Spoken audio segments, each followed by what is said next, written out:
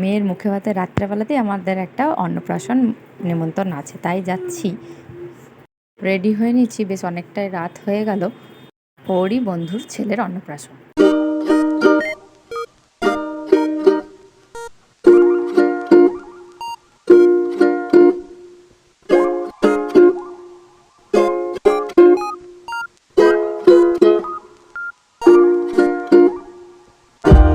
ওর বন্ধুর বউ মানে আমার বান্ধবীর মতন হয়ে গেছে, তাই একসাথেই ফটো ফটো তুলে নিলাম।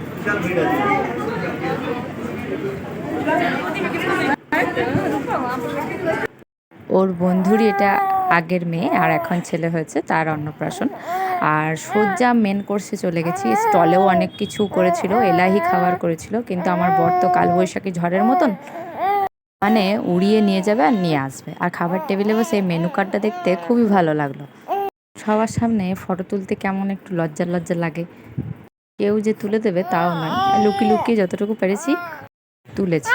আর এদিকে খাবারের মধ্যে অনেক কিছু ছিল, চিকেন ললিপপ, খাসির মাংস, পোলাও, পনির, নান, চিংড়ি মাছের মালাইকারি। স্টলেও অনেক কিছু ছিল, কিছুই কিন্তু খাইনি। চলো আজকের মতন টাটা।